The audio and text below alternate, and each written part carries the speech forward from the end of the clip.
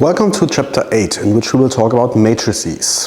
The first section is about matrices and their connection to linear maps between spaces of the form k to the n to k to the m. And we will see that they are very closely related in this case. Matrices are really a tool for computations, and we will also have probably or hopefully a lot of computations in this chapter and the next one. And we will see how we can really use the algebraic methods to really compute solutions of equations and other nice properties and other nice computations. So I start right off with the definition. Let's see what a matrix is. It's basically a pile of numbers which is nicely organized. Namely, we have a field K and we have m and n in n. So far we've seen k to the n as a vector space and basically seen this as a list of numbers. So it's basically a list of n different numbers which are put into one big vector, so into one big thing we call it vector. But this is kind of a way of listing finitely many elements. Now the idea is kind of to expand things a bit by taking a full rectangle of numbers, not just a list, but a full rectangle in which numbers are arranged. And this means the following. An m times n matrix, this is what we call this, so m and n are natural numbers, m times n matrix over k is first of all a family of numbers which has two indices, is a family of numbers A, which we call ij, so double index here, I and j, where, A and j are all elements of the field K, where I goes between 1 and m, j goes between 1 and n. So, and these numbers are not just given like this, but this is kind of written, or I write organized as a rectangular array, so an array of numbers, so to say. So if this sounds a bit mysterious, let's now draw this matrix and see, tell you what I mean. I call the matrix A, and so usually you use capital letters to denote matrices. That's kind of the most common notation. And now we put A1, 1 in here, and now we have horizontal and vertical ways of arranging numbers. So the numbers are chosen the following way. In the first column of this thing, will then be really called a column, we take A11, A21, A31, and so on. Let's see, I need a bit more space, until we get to the final number AM1. So we put these round brackets around the whole thing then. So here's the whole list of these numbers. And now guess what? In the second column we put A12, A22, A32, and so on, until AM2. And this goes on, A13, A23, A33, and so on until AM3. And now I just do the dots here until I reach the final thing, which would be A1n, A2n, A3n, and so on to AMN. Okay, and put this in big numbers. So we arrange these numbers as a rectangle, and these the two indices here are basically the coordinates in the rectangle. So the first number tells us in which row we are. So these are the rows. I will write this down in a bit. These are the rows here of the matrix, and we have the columns of the matrix. So the first one tells us which row we're in, and the second one tells us which column we're in, and so this is kind of how we organize our matrix. So a big rectangle of numbers having some fixed number of rows and columns. Another way to writing this very shortly would be to write this just as Aij, where you write this index 1, I is between 1 and m, j is between 1 and n, or simply, if it's clear how, what m and n are, just write this as Aij in parentheses. But this is kind of very sloppy notation, but this is sometimes also used because, as you can imagine, you don't want to write such a big rectangle every time. Okay, now, some terminology. We will see some examples in a bit. The numbers here, these entries here, these are, I said this, these numbers that are part of this rectangle are called the entries of the matrix. So, the Aij are the entries of A, and I just told you that the two indices are to determine row and column, and this is how we will also which we introduce the terminology. I is the so-called row index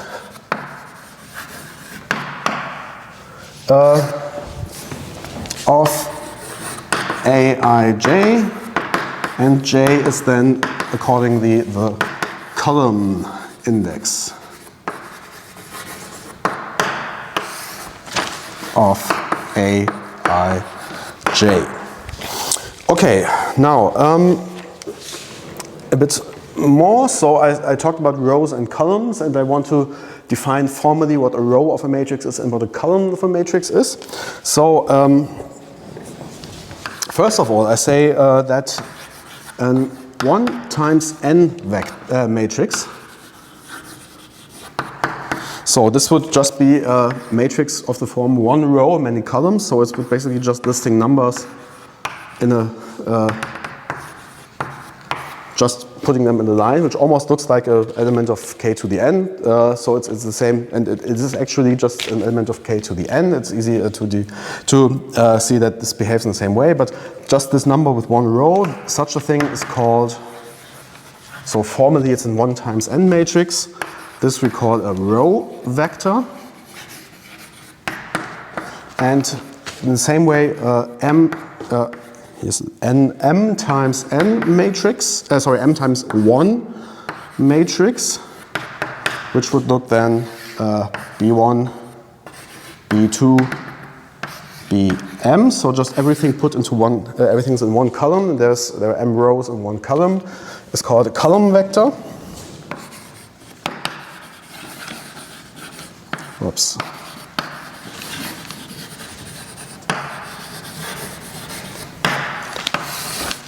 Okay, and now with respect to this matrix, we will just take the rows that we take out of there. If we take some particular row and consider this as an 1 times n matrix, and the same with the columns, they are then called row vectors and column vectors of the matrix. So the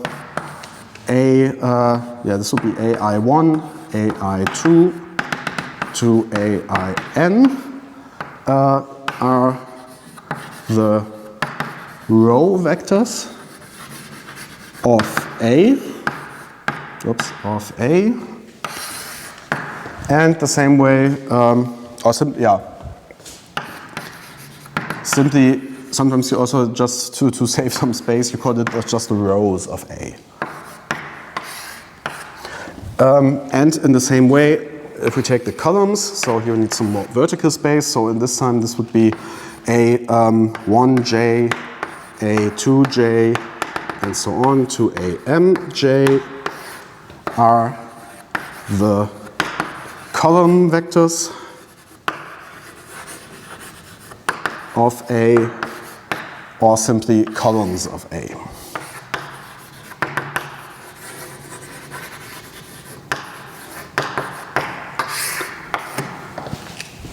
Okay, so sorry for the cut. I just was about to skip something, which I accidentally almost did. So these are the rows and columns, and just some additional notation.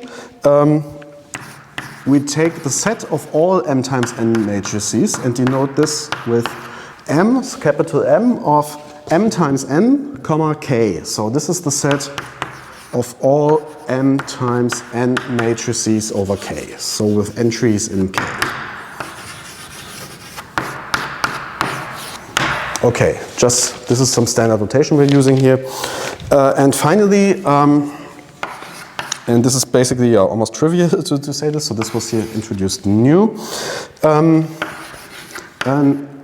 m times n matrix over the real numbers, so over R, is called, guess what? A real M times N matrix. And in the same way, an M times N matrix over the complex number C is called a complex M times N matrix.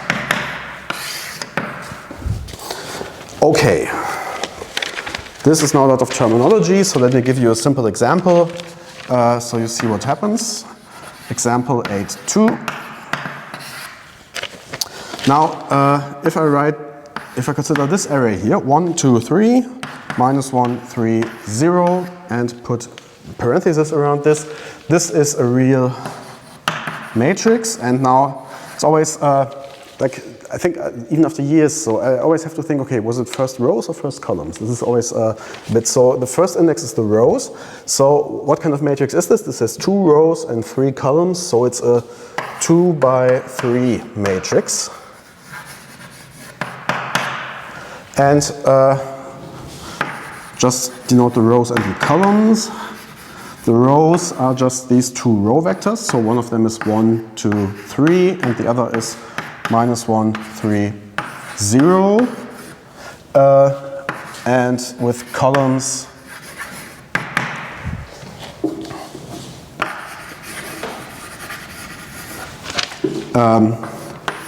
so this is one column, so 1, minus 1. The second column is this one, 2, 3, and the third one is this, 3, 0. Okay, these are the rows and the columns. Okay, one more simple example after I've erased, and then we'll go on with the theory. And another simple example of a matrix. We take a complex matrix, 1 plus I, 5, 2I, minus 4. This is obviously, this has 2 rows, 2 columns, so this is a complex 2 by 2 matrix. And the rows and the columns, let's just write this down again, which is quite pretty obvious here in this point. With rows, 1 plus I, 5, and 2I minus 4, and columns, yeah, this is equally easy. 1 plus I, 2I is the left-hand column, the first one, and the second one is 5 minus 4. So yeah, this is hopefully, I hope this is really an obvious thing. Now, some theory, and this is now a nice thing, because same as we did with vectors, we can also add matrices, add them, and multiply them by scalars. And not only that, it turns out that the structure is really nice. So let K be a field, let M and N be natural numbers, then the M by N matrices with entries in K, together with some addition and some multiplication, which I will define in a second, this is again a vector space over K.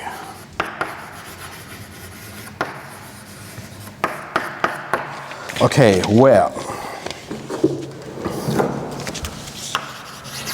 So the addition is something taking 2 matrices, so one M by N matrix with entries in K and another M by N matrix with entries in K, and spitting out a third M by N matrix with entries in K.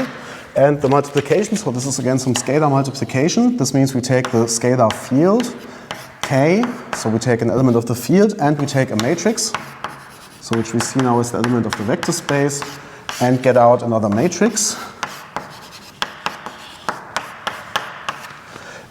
Are given as follows. Now we come to the worst part of this lecture, because now I have to write this explicitly. Actually, it's just, if you add 2 matrices, you just add the components correspondingly. So each ij component is added to the ij component, but it seems there is no way for me to write this down explicitly. So you don't have to endure this. So I think my movie editing program has some fast forward modus, fast forward function. If it does, I will use this now.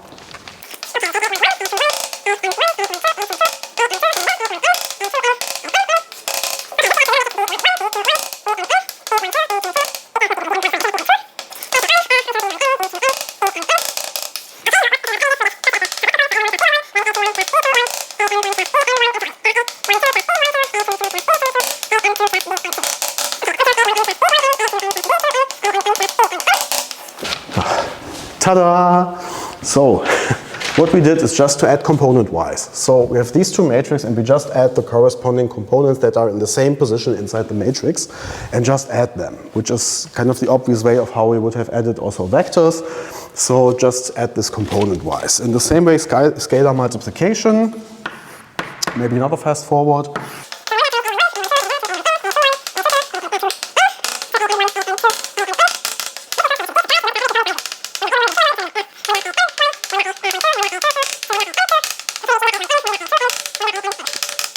There we have it. Just multiplied every single component of the matrix by the same constant. This is now scalar multiplication of matrices. That's hopefully not too surprising. So this is kind of the standard way. And so the interesting thing is now that this is really a vector space, that this really fulfills all the vector space properties. I will skip the proof because this is just very tedious. You have to do a lot of simple little computations. It's basically the same as to prove that k to the n is a vector space, just that you have multiple rows or columns now, but it's nothing very complicated. So let me skip this at this point. Now, just to be something where I want to be quite precise at this point, and I hope not to confuse you with that, and so that you feel comfortable with it. So again, let k be a field and let m, n be natural numbers. So one checks that. So we have, on the one hand, we have k to the m or k to the n, and we have row vectors and column vectors. So of course it's the same thing. And it turns out if we take this vector space structure that it has as a space of matrices, that's the same that we get as if we just take the vector space structure on k to the m and k to the n. So very formally, this means that if we take a map phi1, which takes 1 by n matrix with values in k to k to the n. This means we have a row vector, so phi1 of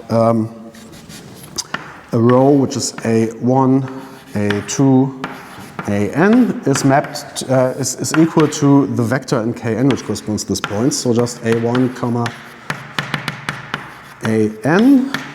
This map and the one which does the same with columns. So phi2. This would now go from m of m by 1k to k to the m, where phi2 of the column a1, a2, am would just be the tuple we get when we write this horizontally, basically. a1, comma, a2, comma, and so on to am. These two maps are isomorphisms, which we denote by this fancy symbol. These are phi1 and phi2 are isomorphisms of vector spaces over K. And this is basically what I've been meaning to tell you when using isomorphisms, that isomorphic vector spaces are vector spaces that look pretty similar, but are just technically not the same, just formally. So this means in this case it's a wonderful example. We have two spaces where nothing happens. It's just k to the n actually written down in a slightly different way, but it's just the only remark that this vector space structure over here corresponds to the vector space structure we had before. Okay, this is in this case quite obvious, but so I won't prove this at this point. Now, it turns out that at some point I will just maybe refer to row vectors and column vectors just as points in k to the n. Then it always self-understood that I'm using these isomorphisms. So I just, kind of add the commas basically, or put this from horizontal to vertical. So don't be confused by this, if I should occasionally, mix those things up. Now, let's get to the second part of the headline of this section. I said this section is about matrices and linear maps from k to the n to k to the m. And this is what I will now establish. There's a very strong connections between these two. Namely, it's basically, matrices are basically the same as linear maps from k to the n to k to the m. And by this I mean the following. Again, let k be a field, let m and n in n. Okay. Part A. Let A be an m by n matrix, so m n by n k, so A is just a matrix here, and that the columns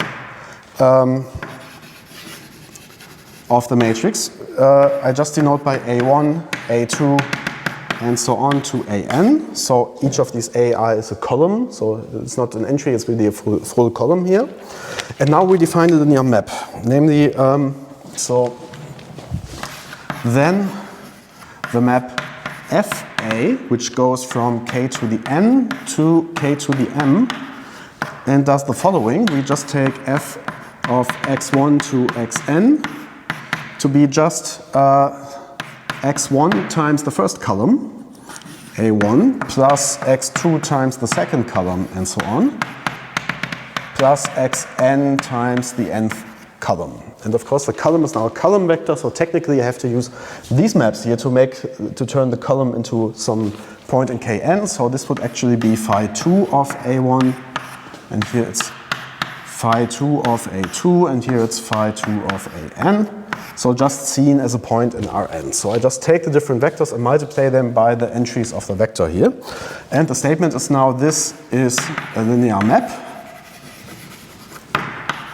So matrices define linear maps in that sense. And not only that, given any linear map, so any linear map from K1 to Kn to Km, there's always a matrix such that it has this particular form. So given any linear map, there exists a matrix, n by n matrix with entries in K, such that F is precisely the map Fa, which I defined here. So for every matrix there's a linear map, and for every linear map there's a matrix. So technically they are really the same. Okay, let's prove this, but first I need to erase.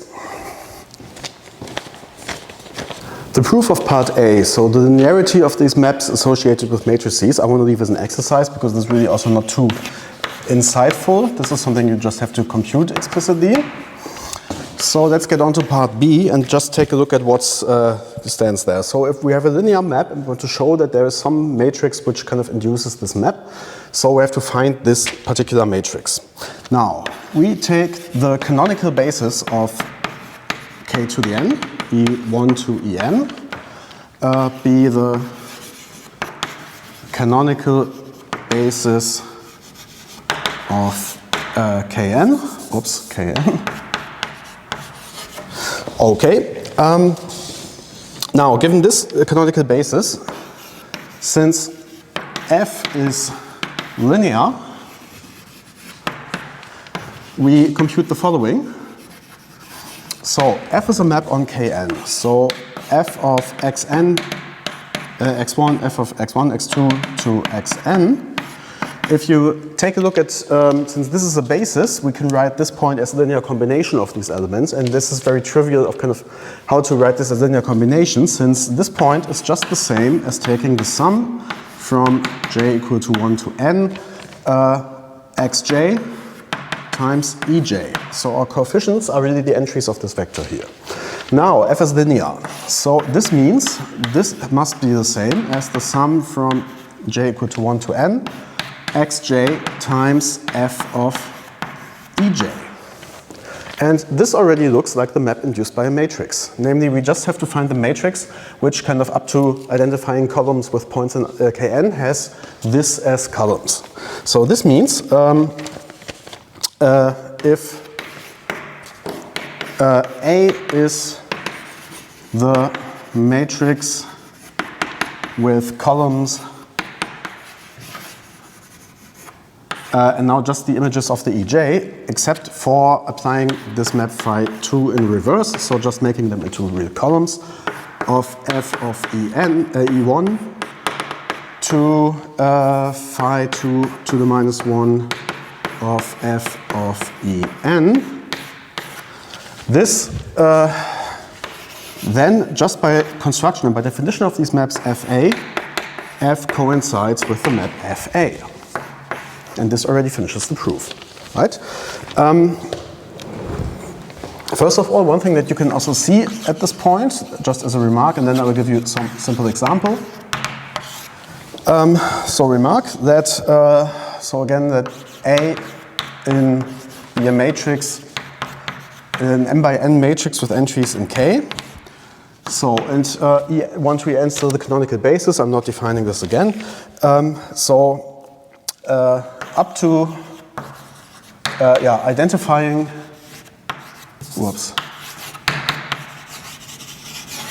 columns with points in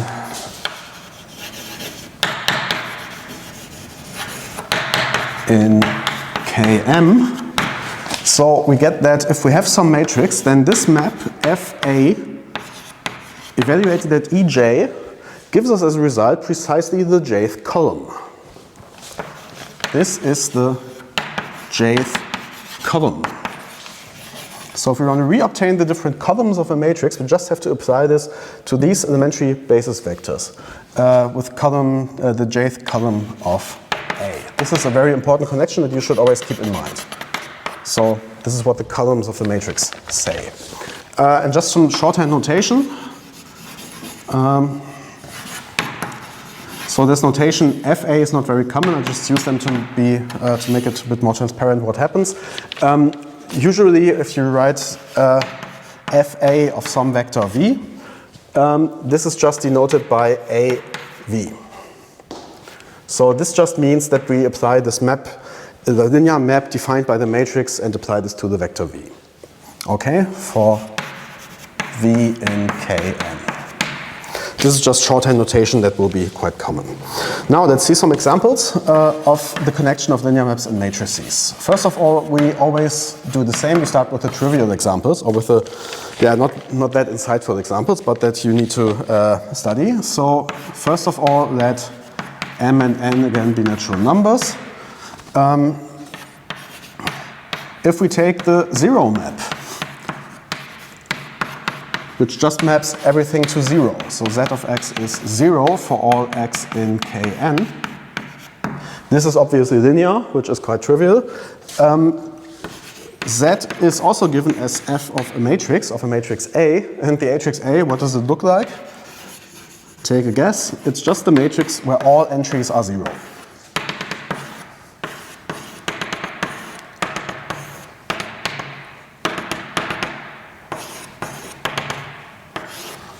Okay, it's just a trivial matrix. So this is really also called the zero matrix.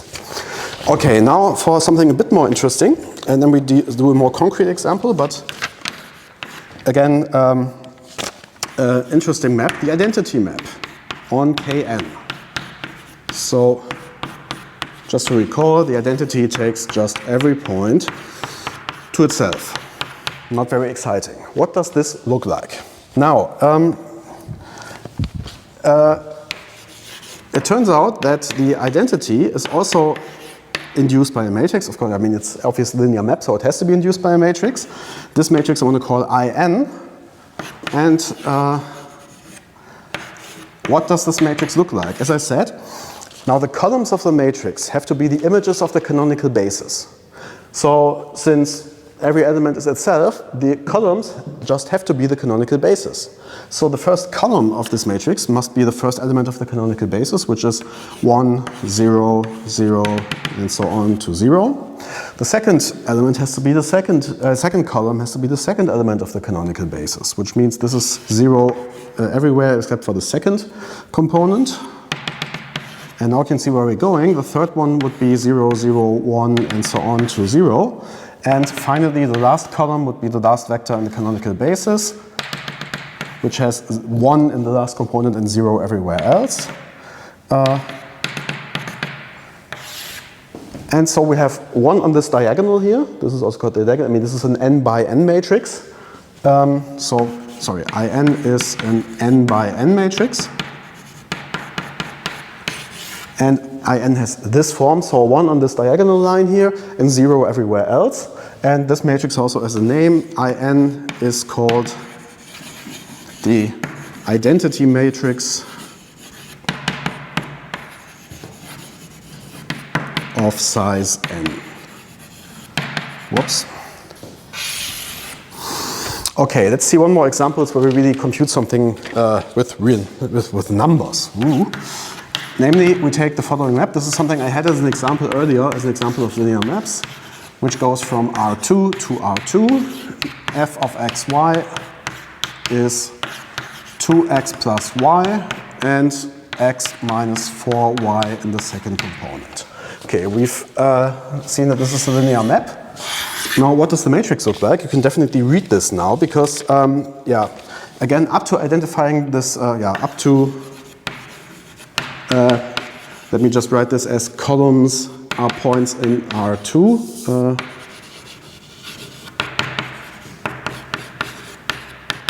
So how can we write this equation? So this definition here of the f. F of x, y. Now, we can write this to get this matrix form again as x times something plus y times something as a vector, namely x times, and now the vector would be 2 and 1. So as a column it's 2, 1 plus y times, and now here we have 1 times y, and here we have minus 4. Okay, this is how we can write this as columns here. And now this means that f is fa, where A is now a 2 by 2 matrix with real entries. And what does it look like? It has these as columns. So it's the matrix 2, 1, 1, minus 4. This is the matrix which defines the linear map. So if you know how the scheme works, if you see these equations, you can immediately read off the matrix. It's just here 2, 1 in the first row, in the second row 1, minus 4, zit, done. So this works for every matrix in every dimension there. So for maps from R to the n to, yeah, in the real case. Okay, let's take a break at this point, and we will see more theory about the connection between matrices and linear maps in the next video, and then we will conclude this section by just doing further results or further constructions with matrices. See you then.